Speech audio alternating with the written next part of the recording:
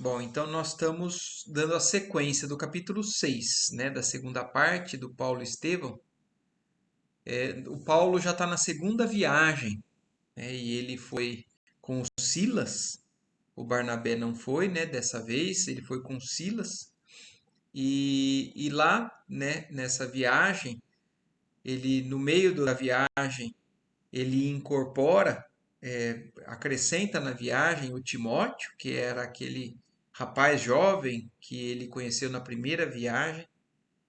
E logo em seguida eles foram para Troade, né, que já é quase ali no fim já da Turquia, e encontram Lucas.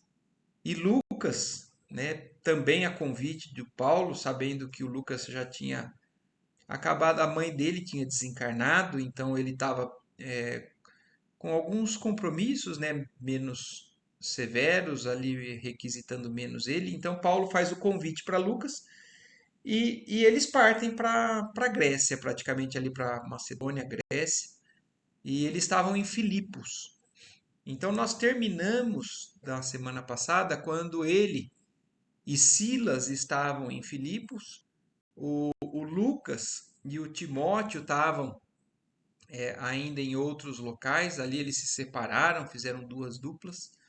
E nessa cidade, ali em Filipos, quando Paulo começa a buscar um local para fazer as pregações e tudo mais, ele encontra uma área onde tinham muitas mulheres, né, que faziam parte do templo ou dos atos religiosos.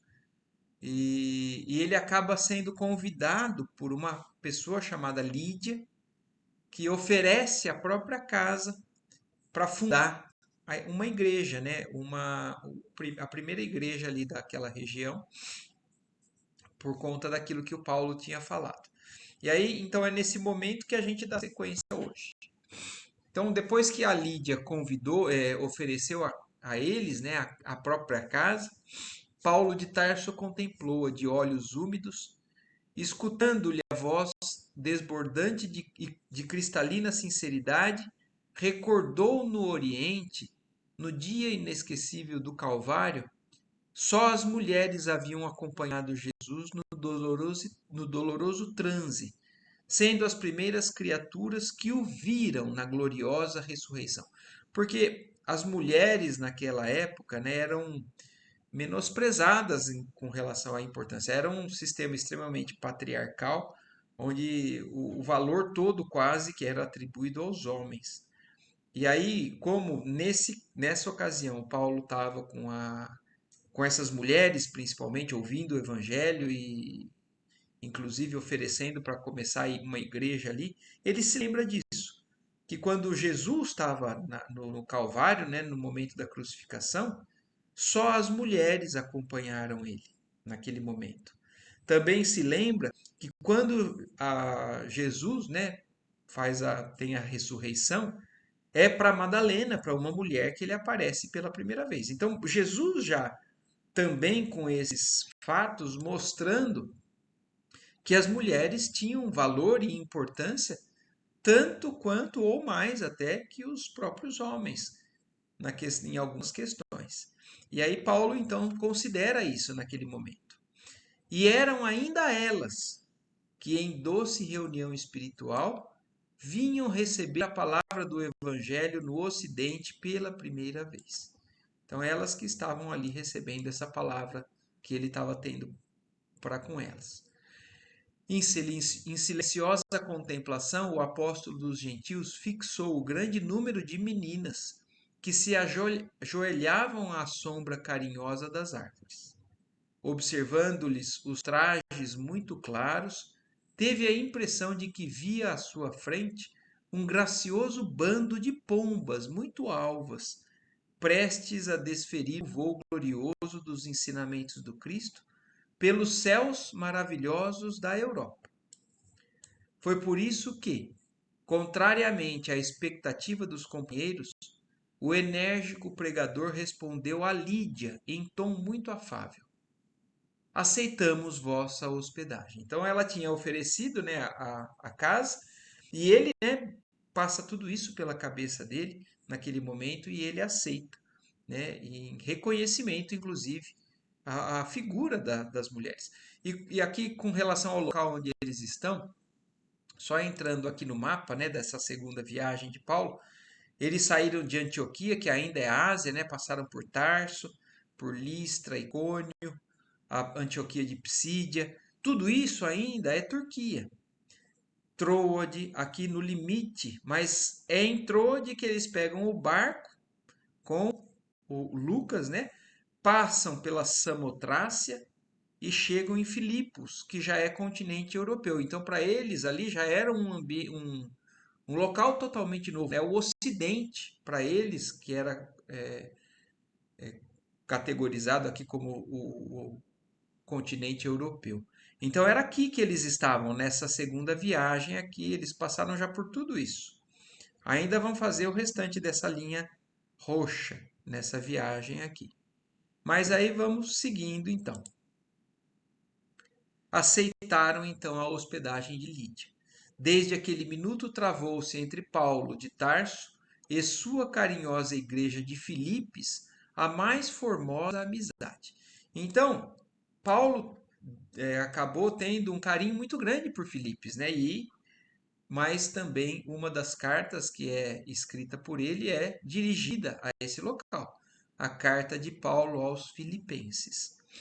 Lídia, cuja casa era muito abastada, em vista do movimento comercial de púrpuras, acolheu os discípulos do Messias com júbilo indescritível. Enquanto isso, Lucas e Timóteo continuavam a viagem. Silas e o ex-doutor de Jerusalém consagravam-se ao serviço do Evangelho entre os generosos filipenses. A cidade singularizava-se por seu espírito romano. Então já tinha uma influência romana, mas assim com aspecto geral dos cidadãos ali de Filipos, né? Havia nas ruas vários templos dedicados aos deuses antigos. E como apenas as mulheres procuravam o recinto da casa de orações, Paulo, com o desassombro que o caracterizava, deliberou fazer as pregações do evangelho na praça pública. Então, apesar dele é, acolher, né, e reconhecer as mulheres, ele estava buscando passar a mensagem para todos. E ele percebeu que ali em Filipos eram só as mulheres que buscavam o templo.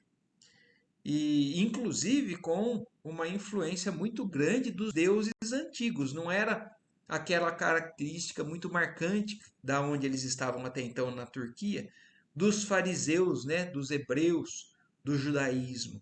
Aí já era algo misturado com a cultura, né, grega e romana. E por isso, então, Paulo resolve, assim, já que não estão indo ao templo, eu vou para a praça pública para fazer a pregação, porque eu preciso passar a mensagem para todo mundo que tiver possibilidade. Na mesma época, possuía Filipos uma pitonisa, que se celebrizava nas redondezas. Então, que se celebrizara nas redondezas. Pitonisa, né? Se a gente for pensar o que é uma pitonisa hoje, né? Uma leitora da sorte, é uma pessoa, é um médium, uma médium que tinha faculdades com o mundo invisível e que por isso traziam notícias, ou adivinhações ou qualquer tipo de ação que envolvesse o que os encarnados tinham limite para ter acesso. E a gente sabe que essa era inclusive uma prática que era meio proibida na época por conta das leis de Moisés. Moisés tinha proibido, né, a comunicação com os mortos, porque ele também, como orientação divina, tinha tido essa orientação por saber que o intercâmbio com o mundo dos espíritos, naquela época, na condição da humanidade da época, eles iriam usar somente para assuntos inferiores, para conseguir conquistas pessoais, egoísticas, e não teria a abertura que hoje a gente busca muitas vezes com o mundo espiritual, com acesso a verdades, a espiritualização e tudo mais. Ainda hoje a gente vê que quem busca acesso com o mundo espiritual, às vezes busca com influências menos dignas, né, da espiritualidade. Então, fazer contato com o mundo espiritual não quer dizer que está fazendo contato com o mundo mais elevado. Está tendo acesso a todo o mundo vibracional espiritual. E aí depende da evolução, da capacidade, da moral do médium, né? E então o que está falando aqui? Que nesse local onde ele foi na praça pública fazer, existia uma pitonisa que era conhecida ali na cidade. Como nas tradições de Delfos, Delfos, então, uma cidade grega, onde tinha um oráculo, né, o oráculo onde as pessoas buscavam. Então aí já não tinha a influência das leis de Moisés, e então eles tinham a prática de comunicar-se com o mundo espiritual, buscar informações. E o oráculo de Delfos é um dos locais que tinham, na verdade, essa importância na região. Então, como nas tradições de Delfos, suas palavras eram interpretadas como oráculo infalível. Então, essa pitonisa, que era uma figura importante ali da cidade, ela era buscada e tudo que ela falava era tido como sendo informações infalíveis. Eram tidas como verdades que vinham do mundo dos mortos.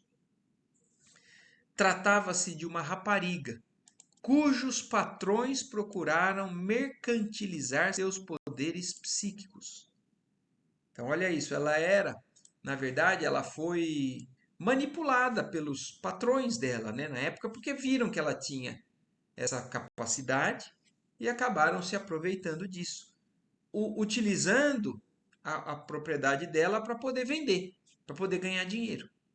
Então, essa era a situação em que Paulo ali vai se deparar nesse local.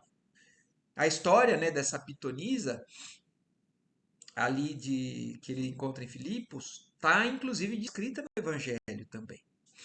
Aí ele segue dizendo, né, Emmanuel nos descrevendo a questão dessa pitonisa. A mediunidade era utilizada por espíritos menos evolutivos, que se compraziam em dar palpites sobre motivos de ordem temporal. Então, aqui justamente aquilo que eu falei agora há pouco, né? O fato de ter intercâmbio com o mundo dos mortos não quer dizer que tem intercâmbio com o mundo celeste. E no caso dessa pitonisa, a mediunidade era utilizada para intercâmbio com espíritos menos evoluídos e buscavam sempre ela para querer resolver problemas mais materiais.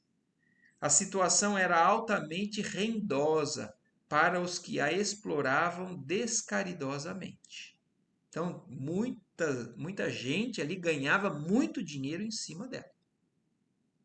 Aconteceu que a jovem estava presente à primeira pregação de Paulo, recebida pelo povo, com êxito inexcedível. Então, essa primeira vez que Paulo resolveu ir na praça pública e que falou e foi muito bem recebido, ela estava presente naquele dia. Terminado a exposição evangélica, os missionários observaram a moça, que em grandes brados que impressionavam o público, se põe a exclamar. Então, logo depois que Paulo falou, ela começou a gritar e eles ouviram, né, e prestaram atenção. E ela gritava para todos ouvirem, né? Recebei os enviados do Deus Altíssimo. Eles anunciam a salvação. Então, olha isso. Aqui, se a gente clicar aqui na cruz aqui, vai justamente para esse trecho aqui do ato do livro, né? Atos dos Apóstolos, capítulo 16, que fala justamente sobre esse trecho que nós estamos aqui lendo. Olha lá. Aconteceu então que, indo nós à oração, nos encontrou uma moça que tinha o espírito de Pitom, a qual com as suas adivinhações dava muito lucro a seus amos. Esta, seguindo Paulo e a nós, gritava dizendo: Estes homens são servos do Deus excelso, que vos anunciam o caminho da salvação. Então, de certa forma, até agora, toda vez que eles encontravam, né, a oposição, ou alguma opinião que pudesse causar algum problema, era para falar que eles eram errados, que eles eram coisa do não do Deus verdadeiro. Mas no caso, ela estava reforçando que eles eram enviados do Deus Altíssimo e que eles anunciavam a salvação. Então, essa pessoa ligada a espíritos menos evoluídos estava, pelo menos, falando nesses termos. E vamos ver o que acontece, né? Isso segue. Paulo e Silas ficaram um tanto perplexos, entretanto, nada replicaram, conservando o incidente no coração em atitude discreta. No dia seguinte, porém, repetia-se o fato. E durante uma semana, os discípulos do Evangelho ouviram, após as pregações, a entidade que se assenhorava da jovem, atirando-lhes elogios e títulos pomposos. Então, olha aqui, por uma semana isso se repetiu, e agora Emmanuel já começa a descrever a realidade das coisas, né? Não era a jovem que falava. Na hora que ela falava, eram as entidades que tomavam conta dela, da mediunidade dela, que estavam atirando a eles elogios e títulos pomposos. Se a gente ouve isso daqui a princípio, a gente pensa, né, poxa, mas então tá a favor deles, isso é bom. Mas vamos ainda seguir acompanhando. Mas uma coisa já eu posso adiantar com relação a isso, né?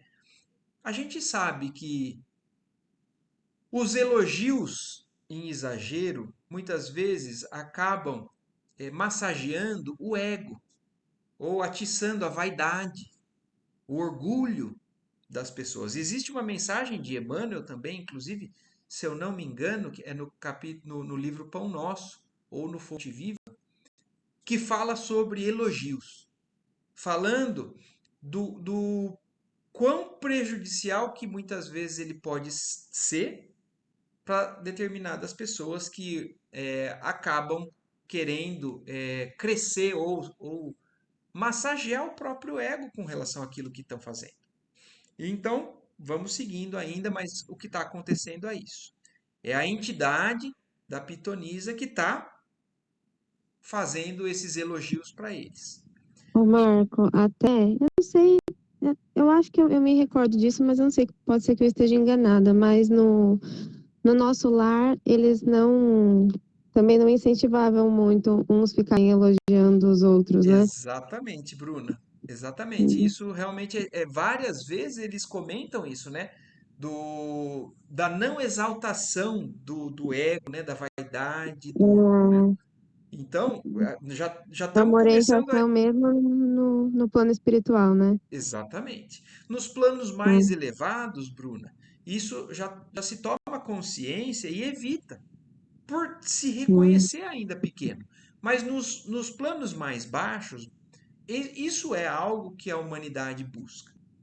Achar que é melhor do que, na verdade, a gente ainda é. Porque quando a gente toma consciência da nossa real condição, a gente sabe o tanto que a gente está distante, né, das realizações. E estacionar Uhum. por conta desses elogios pode ser um grande problema. Sim, Tem uma, com tem certeza. uma, uma outra mensagem dele que eu não vou lembrar agora o nome, mas depois eu passo no grupo, ou até coloco aqui embaixo no vídeo, para que a gente. Mas ele fala justamente isso, que a gente tem que fugir tanto do elogio que estagna a nossa evolução no orgulho, quanto Uhum. daquelas pessoas que fazem a gente ser levado para baixo demais, fazendo a gente se desacreditar e desanimar da jornada. Então nós temos que buscar sempre a real medida da nossa condição espiritual, né? E não se achar o suprassumo e nem o pior dos piores, porque isso tudo trava a nossa evolução. Uhum. Depois eu coloco. Mas é bem por aí mesmo, Bruno. Aí, então segue, né? O ex-rabino, no entanto, desde a primeira manifestação, procurara saber quem era a rapariga anônima e ficou conhecendo os antecedentes do caso. Então, o Paulo já incomodou ele, né? Então, olha como o Paulo realmente já é realmente um espírito em evolução constante, né? E já a percepção de determinadas coisas. Porque se a gente pega alguém que nos elogia com relação ao que a gente está fazendo, muitas vezes a gente acaba achando que, nossa, que maravilha, né? Cresce em cima disso e realmente às vezes para. E ele não, ele estranhou.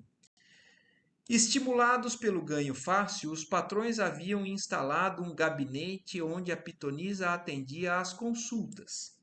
Ela, por sua vez, de vítima, ia passando a sócia da empresa. Que pingues eram os rendimentos. Então, Paulo se informou sobre isso. Né? Deixou de. Não se deixou levar somente pela situação e ficou por aí. Paulo, que nunca se conformou com a mercancia dos bens celestes, percebeu o mecanismo oculto dos acontecimentos e, senhor de todos os particulares do assunto, esperou que o visitante do invisível novamente aparecesse. Então, a astúcia de Paulo, né? Ele foi atrás, se esclareceu e entendeu o que estava acontecendo ali nesses bastidores, né? E aí esperou para que, quando fosse acontecer de novo aquilo. Assim, terminada a pregação na praça, quando a jovem começou a gritar. Então, mais uma vez se repetiu. E aí ela falando: Recebei os mensageiros da redenção. Não são homens, são anjos do Altíssimo. O convertido de Damasco desceu da tribuna a passos firmes e, aproximando-se da locutora dominada por estranha influência, intimou a entidade manifestante em tom imperativo: Espírito perverso, não somos anjos. Somos trabalhadores em luta com as próprias fraquezas, por amor ao Evangelho. Em nome de Jesus Cristo, ordeno que te retires para sempre. Olha como Paulo sabia, né? Tinha uma presença de espírito, um conhecimento realmente do que deve, do que não deve fazer. Eu acho que a sintonia de Paulo com o plano mais alta, né, principalmente com Estevão, era realmente já um vínculo muito forte. E aí então ele desce e fala naqueles termos: Proíbo-te, em nome do Senhor, estabeleceres confusão entre as criaturas, incentivando interesses mesquinhos do mundo em detrimento dos sagrados interesses de Deus. Então, olha, aí ele deu o recado. E olha o que que pegou aqui para ele, né, na hora que ela falou dessa vez. Porque o que que ela fala? Não são homens, são anjos enviados pelo Senhor. Eu penso muito em tudo que eu leio aqui, fico imaginando, né? Quando às vezes a gente recebe um elogio desse, a gente acha que a gente é mesmo, né? Dependendo do nosso grau de inconsciência, a gente acha que a gente é um anjo já. E Paulo, em plena consciência, falou: não sou anjo coisa nenhuma. Eu sou um homem imperfeito que estou lutando contra as minhas imperfeições para poder fazer o trabalho em nome do Cristo, que é ele sim quem é merecido o reconhecimento de tudo isso. E aí, inclusive, em nome de Jesus, ele pede para que se retire e que nunca mais faça aquilo que estava fazendo. E o poder, né, em nome de Jesus, que esses espíritos, quando invocam, né, porque em nome de Jesus eles faziam curas. Eles ordenaram em nome de Jesus. Paulo conseguiu fazer aquele rapaz lá em Neopafos ficar cego e depois voltar à visão. Então, uma ordem dessa, vinda de Paulo, em nome de Jesus, é capaz de afastar realmente aquele espírito que fazia tudo aquilo com a médium. Imediatamente a pobre rapariga recobrou energias e libertou-se da atuação malfazeja. O fato provocou enorme admiração popular.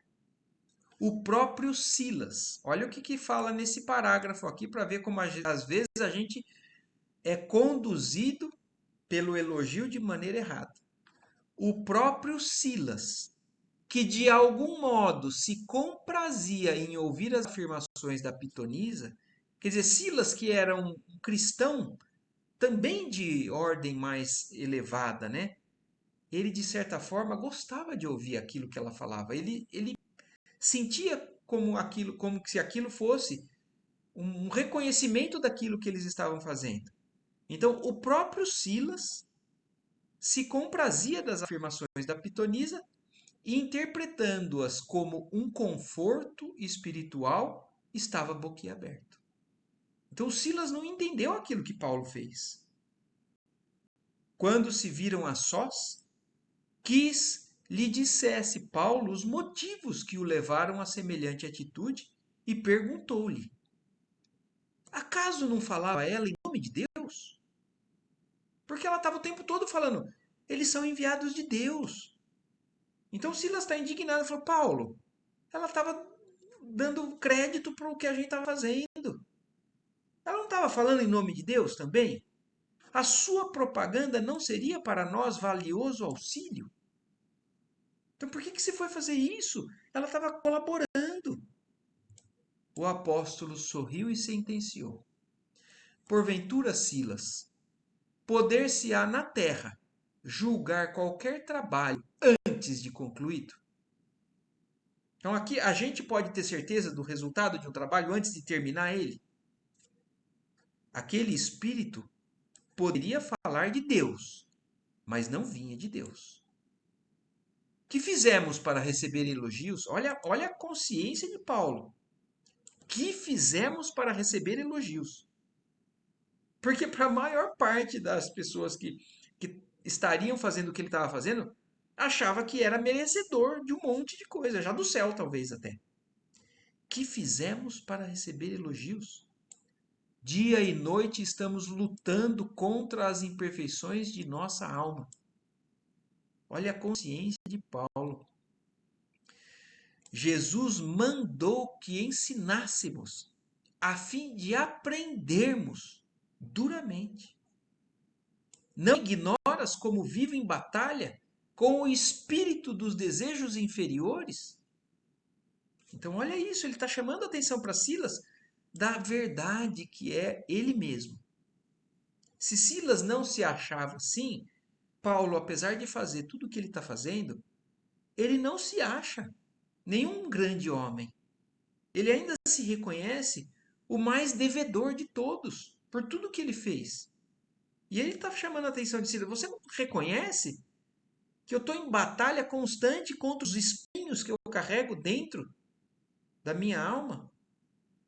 Então, seria justo aceitarmos títulos imerecidos quando o mestre rejeitou o qualificativo de bom? Porque no Evangelho, Jesus, quando alguém fala, né, que você é bom, Jesus fala, bom não, bom somente o Pai. Quer dizer, se Jesus não se reconhece como bom, quem somos nós? Bom na versão completa, né, mais perfeita da concepção da palavra. Claro que, se aquele espírito viesse de Jesus, outras seriam suas palavras. Estimularia nosso esforço, compreendendo nossas fraquezas.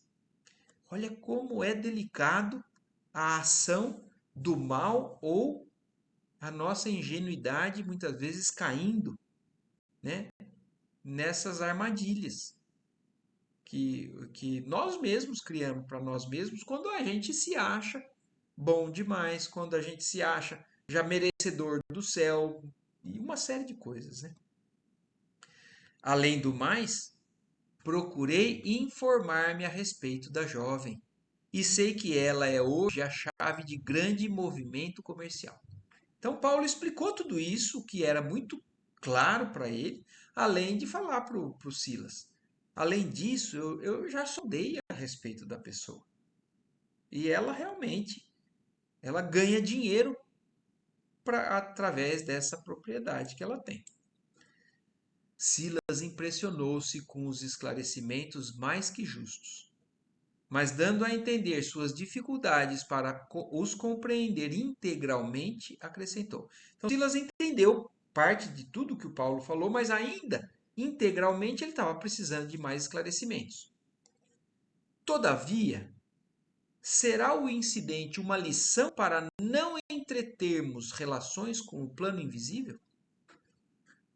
Aqui, ó, reforçando aquilo o que tem de orientação das leis de Moisés. porque Moisés proibiu o seu povo de fazer intercâmbio com o mundo espiritual. Então o Silas agora está questionando, então será que isso é uma grande lição?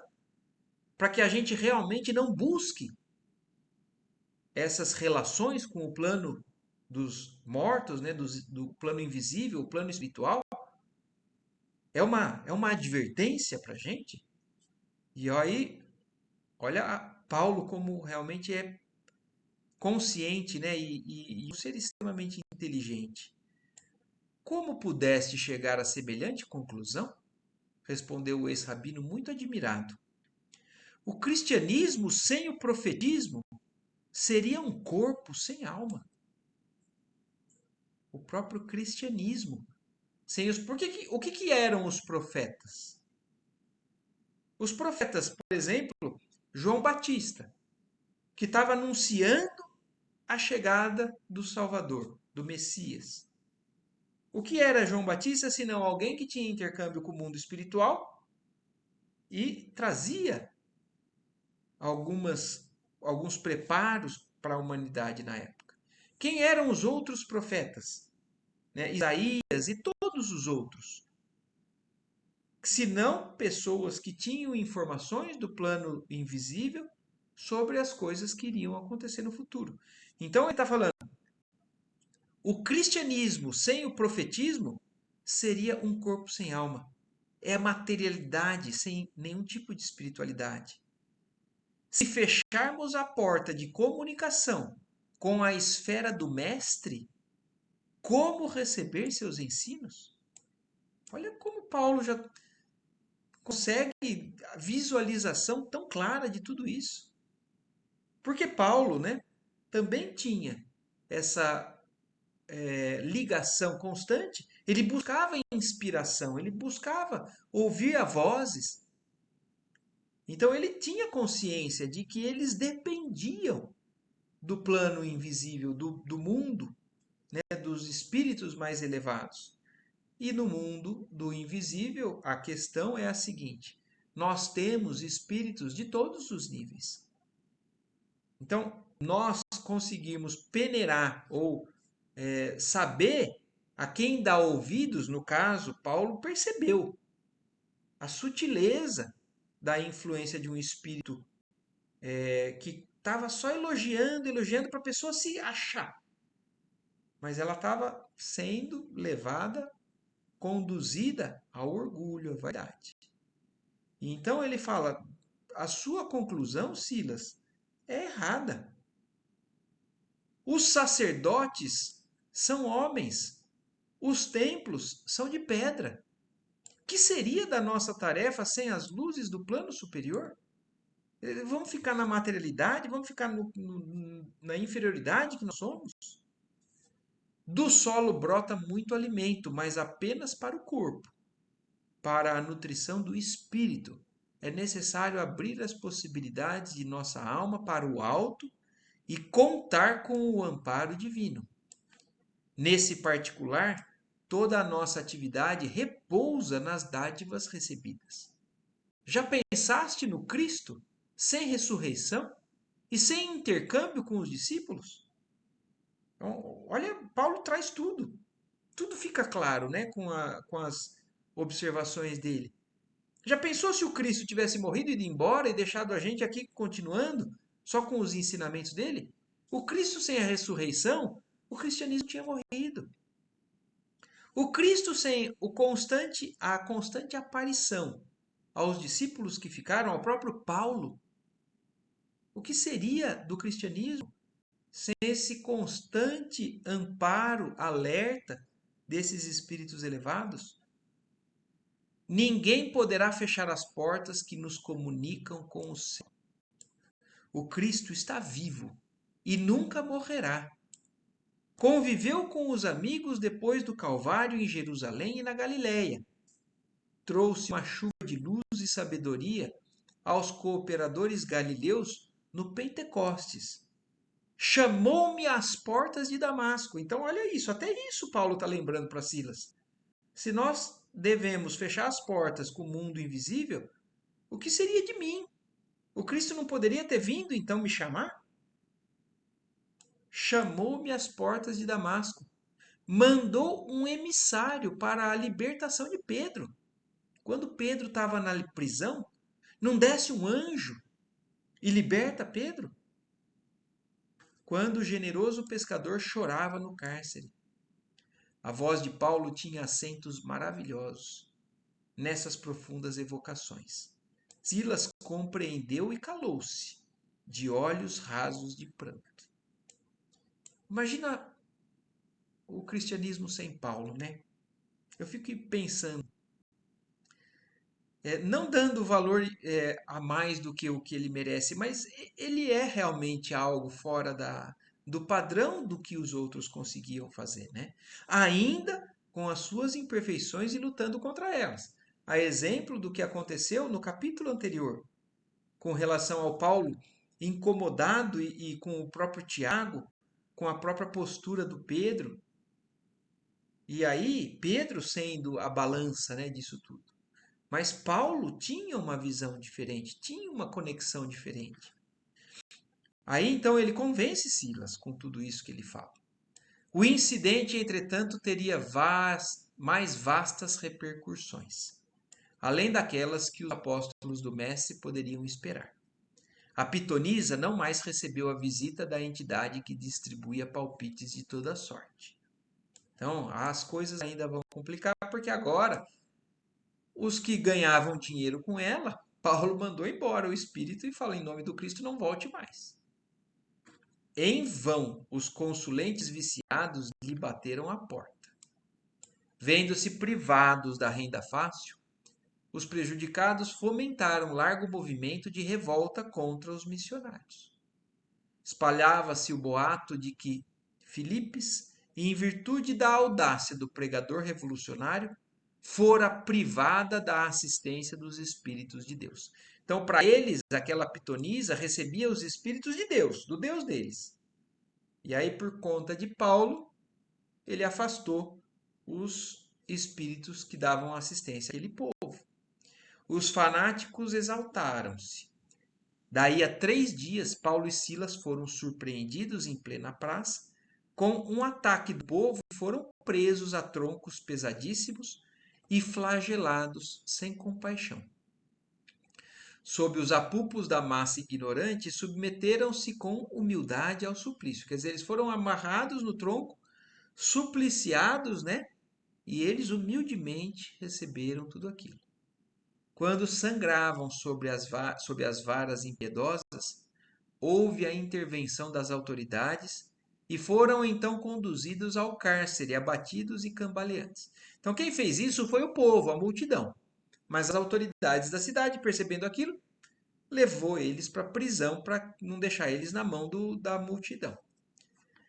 Dentro da noite escura e dolorosa, incapacitados de dormir, pelas dores crudelíssimas, os discípulos de Jesus vigiaram em preces ungidas de luminoso fervor. Lá fora, rugia a tempestade em trovões terríveis e ventos sibilantes.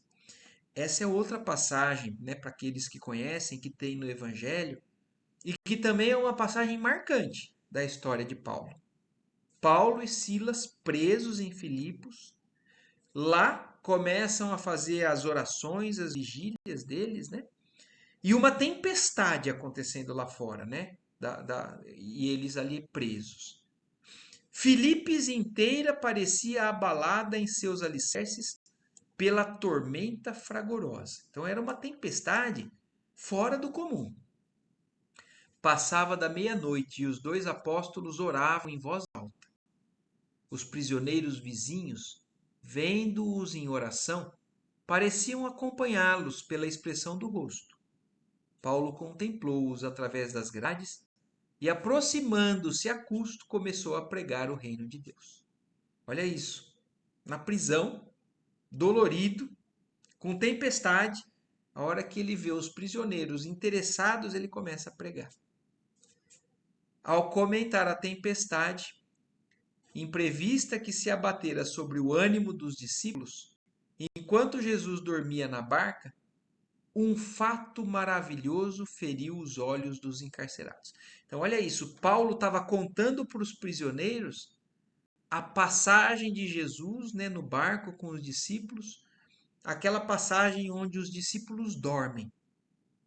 Quando Paulo estava contando essa passagem, aconteceu algo maravilhoso na prisão.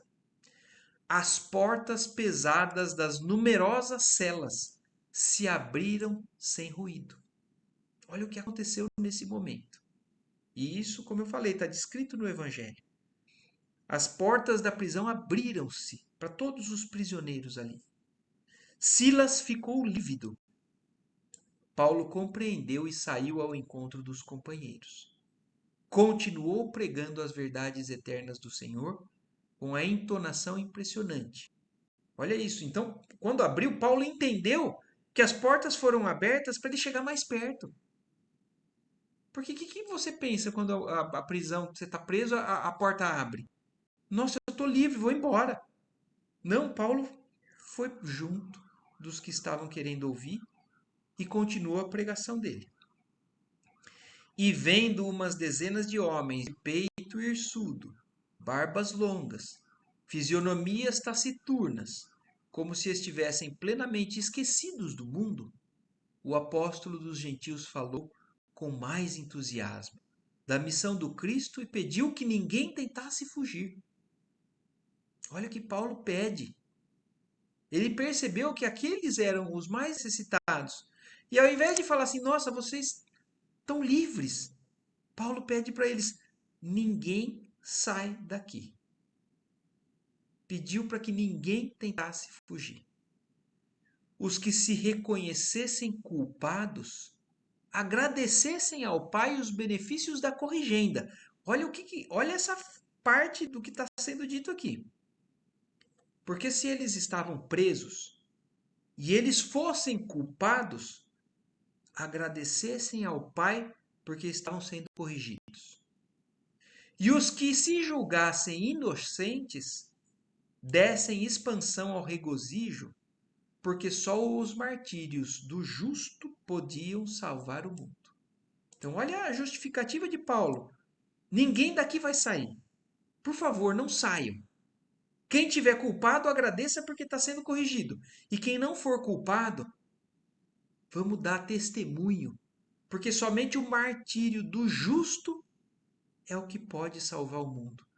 E isso não é o exemplo do que Jesus fez? Que culpa teve Jesus para ser crucificado? Então, quando alguém justo é condenado e esse condenado não se rebela, não se revolta, não entra na vibração negativa, é isso que ensina a humanidade. A exemplo de Jesus.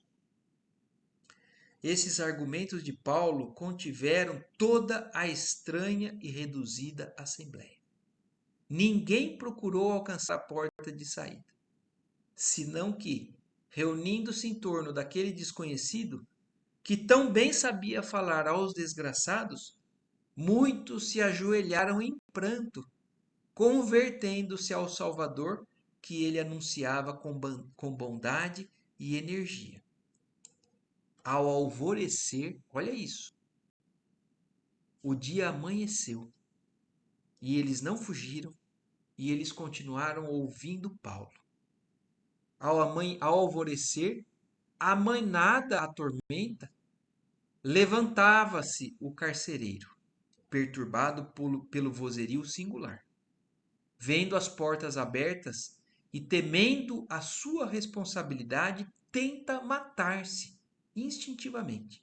Então, olha isso, o carcereiro, quando ele acorda, né, e vê que as celas estavam todas abertas, ele fala assim: vai cair sobre mim isso daqui. E ele instintivamente tenta se matar. Aqui também, ó, está descrito no Atos dos Apóstolos. Ele pega a sua espada e tenta se matar. Mas Paulo avança e impossibilita-lhe o gesto extremo, explicando-lhe a ocorrência. Todos os encarcerados regressaram humildes ao seu cubículo. Então o carcereiro achou que ia ter uma debandada geral. Eles estavam fora da cela, mas para poder ouvir Paulo. E a hora que ele evita o suicídio do carcereiro, isso explica para o carcereiro, todos os encarcerados voltam cada um para sua cela.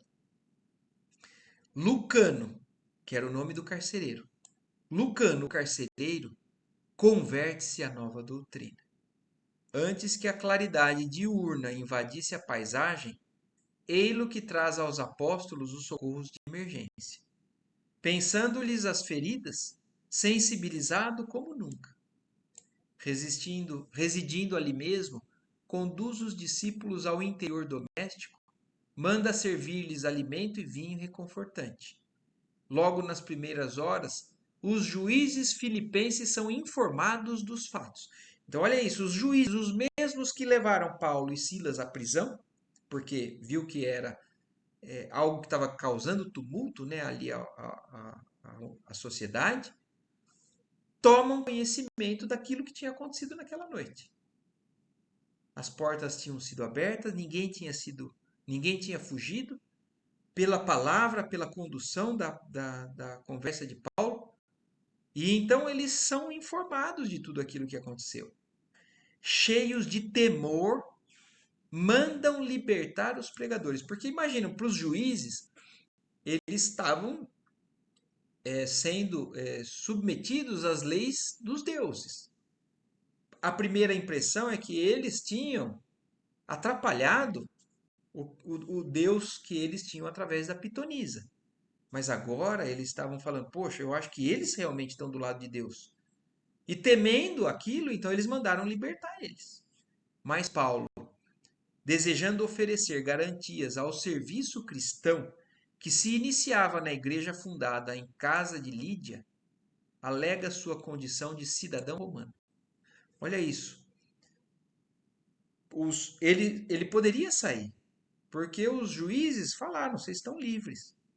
Mas ele pensa além. Ele queria preservar o que tinha sido iniciado na casa de Lídia. E aí ele se revela cidadão romano, porque ele é cidadão romano. E o cidadão romano tem algumas regalias perante ao povo que era ali do Ocidente.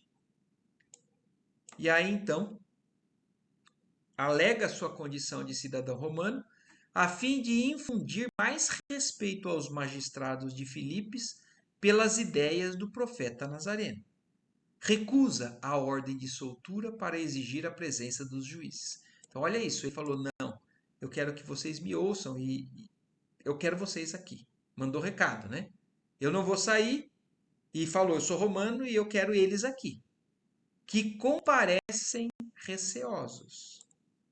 O apóstolo anuncia-lhes o reino de Deus e, exibindo seus títulos, obriga-os a escutar suas dissertações relativamente a Jesus. Então, olha como existe um código, né, de ética entre os povos ali, né? Na época, vocês lembram que quando Gesiel foi descoberto hebreu, ele tinha o direito da palavra no Sinédrio. Paulo, agora ali em Filipos, se dizendo romano, obriga eles a escutar o que ele tinha para falar. É um código de ética entre os povos ali. Então, ele sabia que se ele falasse, eu sou romano, vocês têm que me ouvir. E fez eles ouvirem sobre o que ele tinha para falar, mas sobre o Cristo. Fê-los sabedores dos trabalhos evangélicos que alvoreciam na cidade, com a cooperação de Lídia, e comentou o direito dos cristãos em toda parte. Falou inclusive sobre as decisões que aconteceram lá, né, naquela reunião em Jerusalém, determinando alguns direitos para os cristãos. E isso não tinha atingido ainda esses locais distantes, né? Os magistrados apresentaram-lhe desculpas, garantiram a manutenção da paz para a igreja nascente e, alegando a extensão de suas responsabilidades perante o povo, rogaram a Paulo e Silas que deixassem a cidade para evitar novos tumultos. Então, por quê? Os juízes não conseguiriam controlar a fúria, né, a revolta daqueles que foram prejudicados. Então, para evitar confusão, ele falou: não, a igreja, ali onde a Lídia começou, Não tem nada a ver com vocês, com o que você estava fazendo em praça pública. Nós vamos proteger, mas eu peço para que vocês saiam da cidade para evitar maiores confusões. O ex-rabino sentiu-se satisfeito e, voltando à residência da generosa purpureira, em companhia de Silas, que lhe reconhecia a fortaleza, sem dissimular o grande espanto, ali demorou alguns dias traçando o programa dos trabalhos da nova sementeira de Jesus. Eu fico imaginando como ele fala aqui, né? Silas saiu dali reconhecendo a fortaleza e sem dissimular o espanto que ele tinha. Porque imagina, Silas está presenciando algo digno, né, de reconhecimento. O que Paulo faz e fazia era algo que era incomum, até entre os cristãos, né? E aí então saíram planejando os próximos passos ali da viagem deles. E em seguida rumou para Tessalônica, escalando em todos os recantos onde houvesse sítios ou aldeias à espera de notícias do Salvador. Nesse novo centro de lutas, reencontraram Lucas e Timóteo, que os aguardavam ansiosos. Os trabalhos seguiram ativíssimos. Em toda parte, os mesmos choques. Judeus preconceituosos, homens de má fé, ingratos e indiferentes, conluiavam-se contra o ex-doutor de Jerusalém e seus devotados companheiros. Paulo mantinha-se forte e superior nas mínimas refregas. Sobrevinham dissabores, angústias na praça pública, acusações injustas, calúnias cruéis. Poderosas ameaças caíam às vezes inesperadamente sobre o desinteresse divino de suas obras, mas o valoroso discípulo do Senhor prosseguia sempre, sereno e firme através das tormentas, vivendo estritamente do seu trabalho e compelindo os amigos a fazerem o mesmo. Então, tem coisa, está tudo muito resumido aqui, né? Mas imaginem, toda essa jornada de dificuldade continua. Paulo segue firme e sereno, mas enfrentando em cada lugar novas dificuldades. Era indispensável que Jesus triunfasse nos corações, esse o seu programa primordial. Desatendia a qualquer capricho, sobrepunha essa realidade a quaisquer conveniência, e a missão continuava entre dores e obstáculos, formidando-os, mas segura e vitoriosa em sua divina finalidade. Depois de incontáveis atritos com os judeus em Tessalônica, o ex-rabino resolveu transferir-se para Bereia.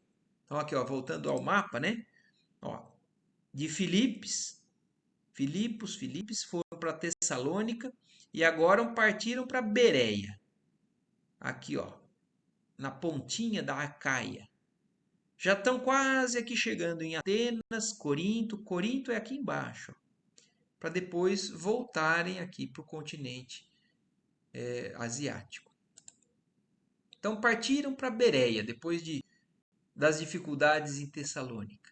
A cidade movimentou-se contra os discípulos do Evangelho, os ânimos exaltaram-se. Lucas, Timóteo e Silas foram obrigados a afastar-se, perambulando pelas aldeias circunvizinhas. Paulo foi preso e açoitado. Quantas vezes?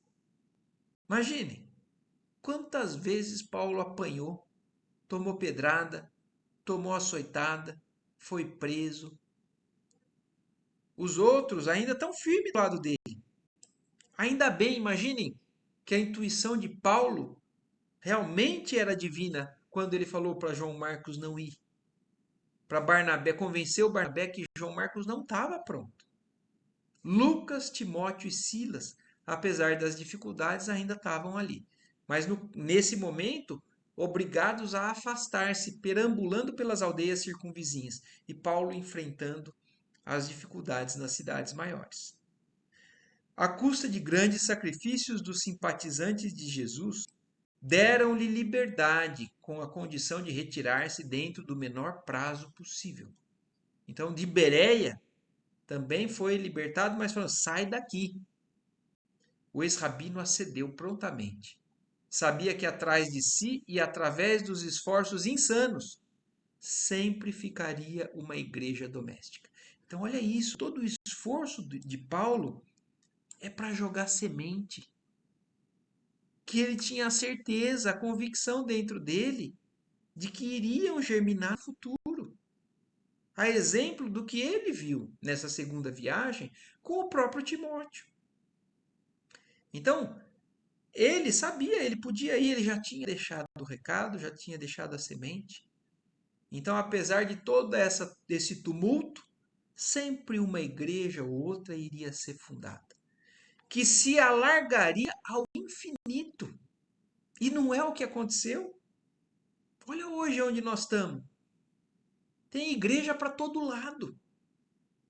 Independente dos abusos, dos equívocos que aconteceram no futuro, né, com relação às riquezas, à imposição da igreja e tudo mais, mas não é disso. A mensagem do Cristo avançou. Existem e existiram sempre aqueles que entenderam bem e aqueles que não estavam prontos para entender adequadamente. Mas a missão foi cumprida dessa maneira, bafejada pela misericórdia do Mestre, a fim de proclamar a excelência da Boa Nova. Era noite, quando os irmãos de Ideal conseguiram trazê-lo do cárcere para a via pública. Então foi noite quando ele saiu da prisão lá de Bereia, vindo para a via pública. O apóstolo dos gentios procurou informar-se sobre os companheiros e soube das vicissitudes que o assoberbavam. Lembrou-se que Silas e Lucas estavam doentes, que Timóteo necessitava encontrar-se com a sua mãe no porto de Corinto. Era melhor proporcionar aos amigos uma trégua no vórtice das atividades renovadoras. Não seria justo requisitar-lhe a cooperação quando ele próprio experimentava a necessidade de repouso. Então, Paulo entendeu que eles estavam meio num limite, não para desistir, mas necessitando de um tempo para refazimento. Então, Silas e Lucas estavam doentes e Timóteo tinha o compromisso de encontrar com a mãe, né, no porto ali em Corinto. E ele mesmo reconhece que ele estava precisando de repouso. Os irmãos de Bereia insistiam pela sua partida. Era uma temeridade provocar novos atritos. Foi aí que Paulo deliberou pôr em prática um velho plano. Visitaria Atenas. Tudo bem por vocês eu continuar?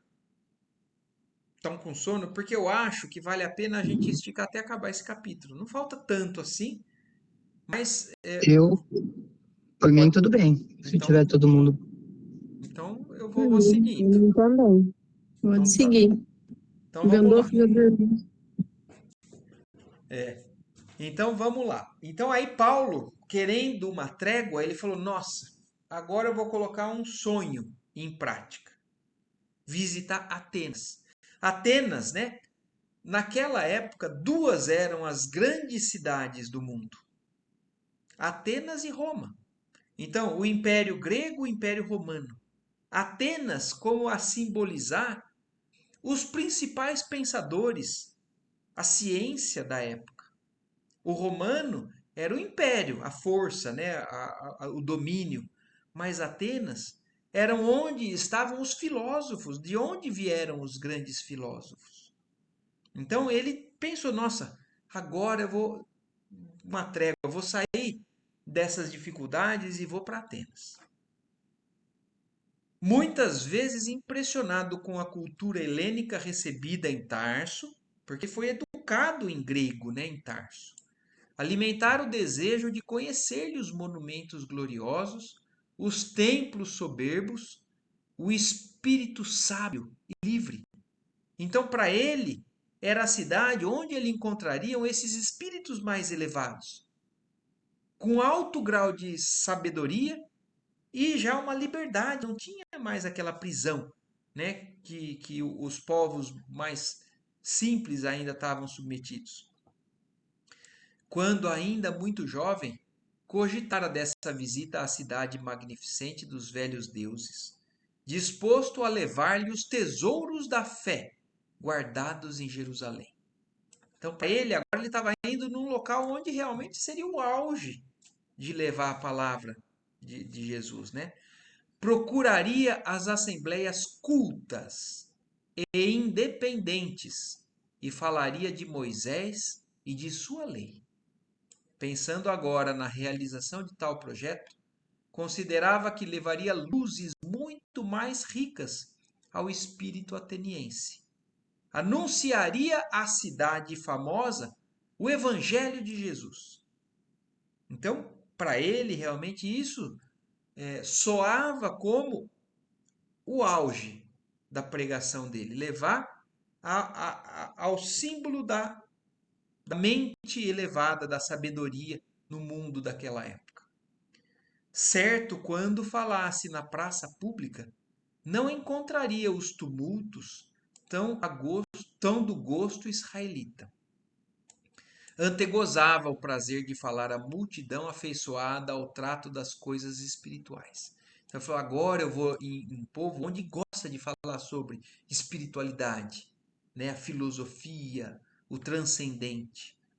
E, indubitavelmente, os filósofos esperavam notícias do Cristo com impaciência. Teriam nas suas pregações evangélicas o verdadeiro sentido da vida. Embalado por essas esperanças, o apóstolo dos gentios decidiu a viagem, acompanhado de alguns amigos mais fiéis. Estes, porém, regressaram das portas atenienses, deixando-o completamente só. Não descreve o porquê disso, né? Mas Paulo está envolvido com essa missão, vai com alguns amigos, mas esses amigos, por algum motivo, não entram em Atenas, né? Deixam ele entrar ali completamente só. Não vamos ter nem como imaginar o porquê disso, né? Mas o fato é que Paulo, então, penetrou na cidade possuído de grande emoção. Atenas ainda ostentava numerosas belezas exteriores. Os monumentos de suas tradições veneráveis estavam quase todos de pé. Brandas harmonias vibravam no céu muito azul.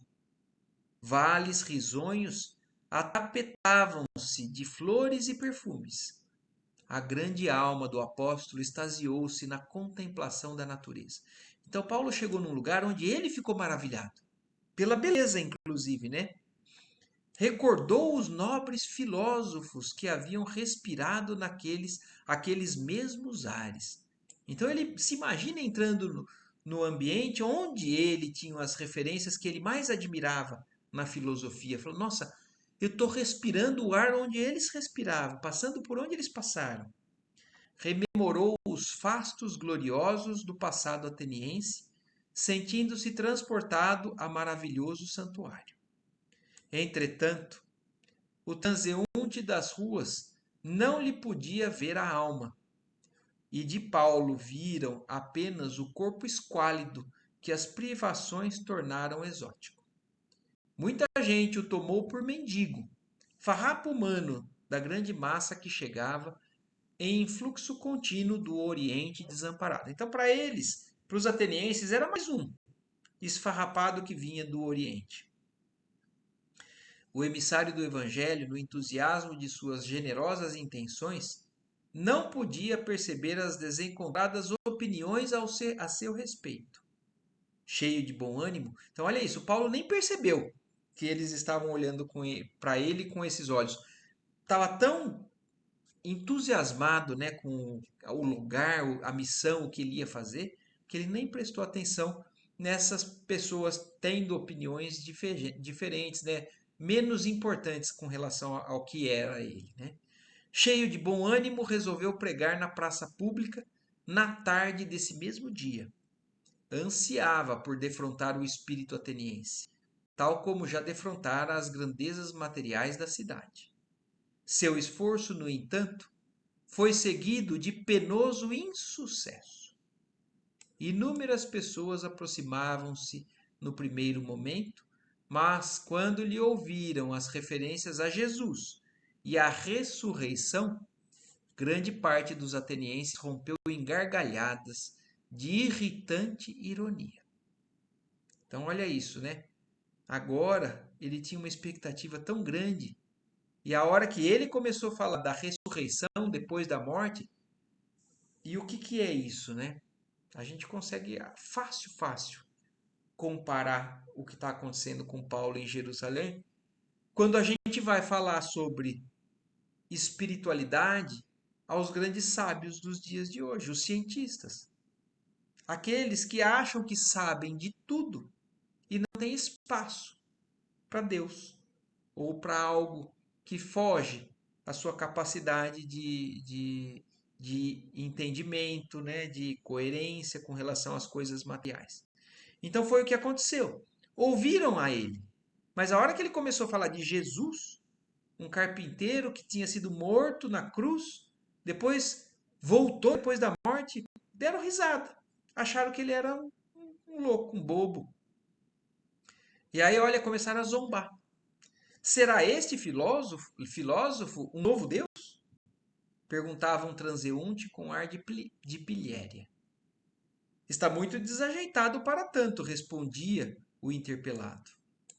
Onde já se viu um Deus assim? Indagava ainda outro. Vede como lhe tremem as mãos? Parece doente e enfraquecido. A barba é selvagem e está cheio de cicatrizes. É louco, exclamava um ancião com vastas presunções de sabedoria. Não percamos tempo. Então olha isso, né? A soberba daquele que está cheio, né? Não está aberto a novos conhecimentos, porque acha que já sabe tudo. E isso é realmente a personalidade de muitos que nós encontramos com grande sabedoria. E a gente tem que se incluir nessa, muitas vezes. Porque muitas vezes a gente se acha, né, o conhecedor ou o certo em determinadas situações e a gente não se abre a ouvir novas possibilidades. Né? E damos risada daquilo que a gente não concorda. Paulo tudo ouvia. Notou a fila dos retirantes indiferentes e endurecidos e experimentou muito frio no coração. Atenas estava muito distanciada das suas esperanças. A Assembleia Popular deu-lhe a impressão de enorme ajuntamento de criaturas envenenadas de falsa cultura. Por mais de uma semana, perseverou nas pregações públicas sem resultados apreciáveis. Ninguém se interessou por Jesus e muito menos em oferecer-lhe uma hospedagem por uma simples questão de simpatia. Era a primeira vez, desde que iniciara a tarefa missionária, que se retirava de uma cidade sem fundar uma igreja. Então, olha isso, Atenas foi a primeira, talvez, né? Não sei se é a única, a não ter uma igreja fundada. Foi a primeira vez que ele saiu de todo o esforço dele sem nenhum simpatizante com o que ele tinha levado. Nas aldeias mais rústicas, sempre aparecia alguém que copiava as anotações de Levi para começar o labor evangélico no recinto humilde de um lar. Em Atenas, ninguém apareceu interessado na leitura dos textos evangélicos. Entretanto, foi tanta a insistência de Paulo junto de algumas personagens em evidência que o levaram ao Areópago para tomar contato com os homens mais sábios e mais inteligentes da época. Então ele, depois de uma semana, insistindo ainda, conseguiu algumas pessoas importantes e falou assim, mas então me leva ao local onde estão os mais sábios. Me tira da praça pública. Eu preciso tentar, pelo menos com o suprassumo aqui do local. Os componentes do nobre conclave receberam-lhe a visita com mais curiosidade que interesse. Então ele foi lá e eles receberam, entraram mais por curiosidade do que por interesse no que ele tinha para falar. O apóstolo ali penetrara por mercê de Dionísio, homem culto e generoso, que lhe atendera às solicitações. Então, um ateniense, um homem culto e generoso, porque ele insistiu, porque ele pediu, atendeu a essa solicitação e levou ele para esse local. a fim de observar até onde ia sua coragem na apresentação da doutrina desconhecida. Paulo começou impressionando o auditório aristocrático, referindo-se ao Deus desconhecido, homenageado nos altares atenienses. Sua palavra vibrante apresentava cambiantes singulares. As imagens eram muito mais ricas e formosas que as registradas pelo autor dos Atos. O próprio Dionísio estava admirado. O apóstolo revelava-se-lhe muito diferente de quando o vira na praça pública. Falava com alta nobreza. Então, olha isso, Paulo conseguia adequar a palavra que ele tinha para dar. Quando ele estava num ambiente mais rústico, agora, dentro do elemento ali, né, mais importante em Atenas, o próprio Dionísio, que levou para ver até onde ele chegava, estava impressionado com a sabedoria e a maneira que ele falava dos próprios deuses atenienses, né? Que fazia parte da cultura que ele tinha adquirido. Falava com alta nobreza, com ênfase. As imagens revestiam-se de extraordinário colorido, mas, quando começou a discorrer sobre a ressurreição, houve forte e prolongado murmúrio. As galerias riam a bandeiras desempregadas. Choviam remoques acerrados. A aristocracia intelectual ateniense não podia ceder aos seus preconceitos científicos. Os mais icônicos deixavam o recinto com gargalhadas sarcásticas, enquanto os mais comedidos, em consideração a Dionísio, aproximaram-se do apóstolo com sorrisos intraduzíveis, declarando que o ouviriam de bom grado por outra vez, quando não se desse ao luxo de comentar assuntos de ficção. Olha isso. Os mais pomposos saíram dando gargalhada, né? Zombando. Alguns, por consideração ao Dionísio, falaram: não, a gente até ouve você de novo se você quiser, mas desde que você não fale de ficção. Como então, se tudo aquilo que falaram sobre a ressurreição fosse realmente um absurdo para a compreensão científica deles. Paulo ficou naturalmente desolado. No momento, não podia chegar à conclusão de que a falsa cultura encontrará sempre, na sabedoria verdadeira, uma expressão de coisas imaginárias e sem sentido. A atitude do Areópago não lhe permitiu chegar ao fim. Em breve, o suntuoso recinto estava quase silencioso. O apóstolo, então, lembrou que seria preferível arrostar o tumulto dos judeus. Olha isso. Depois de tudo que ele passou, querendo uma trégua, agora ele estava falando: nossa, eu preferia a briga com os judeus do que o que eu estou vivenciando aqui. Onde houvesse luta, haveria sempre frutos a colher. As discussões e os atritos, em muitos casos, representavam o revolvimento da terra espiritual para a semente divina. Ali, entretanto, encontrara a frieza da pedra. O mármore das colunas soberbas deu-lhe imediatamente a imagem da situação. Então ele começou a ver que o coração daqueles atenienses era tão frio e tão duro quanto o mármore das paredes dos templos ali. A cultura ateniense era bela e bem cuidada, e impressionava pelo exterior magnífico, mas estava fria, com a rigidez da morte intelectual. Apenas Dionísio e uma jovem senhora de nome Dâmaris e alguns serviçais do palácio permaneciam ao seu lado, extremamente constrangidos, embora propensos à causa. Não obstante o desapontamento, Paulo de Tarso fez o possível por evitar a nuvem de tristeza que pairava sobre todos, a começar por ele próprio. Ensaiou um sorriso de conformação e tentou algo de bom humor. Dionísio consolidou ainda mais sua admiração pelas poderosas qualidades espirituais daquele homem de aparência franzina, tão enérgico e cioso de suas convicções. Antes de se retirarem, Paulo falou na possibilidade de fundar uma igreja. ainda que fosse num humilde santuário doméstico, onde se estudasse e comentasse o Evangelho. Mas os presentes não regatearam escusativas e pretextos. Dionísio afirmou que lamentava não lhe ser possível amparar o cometimento, dada a angústia de tempo. Dâmaris alegou os impedimentos domésticos. Os servos do Areópago, por um, manifestaram dificuldades extremas. Um era muito pobre, outro muito incompreendido, e Paulo recebeu todas as recusas, mantendo singular expressão fisionômica, como o semeador que se vê rodeado somente de pedras e espinheiros. O apóstolo dos gentios despediu-se com serenidade, mas tão logo se viu só, chorou copiosamente. A que atribuir o doloroso insucesso?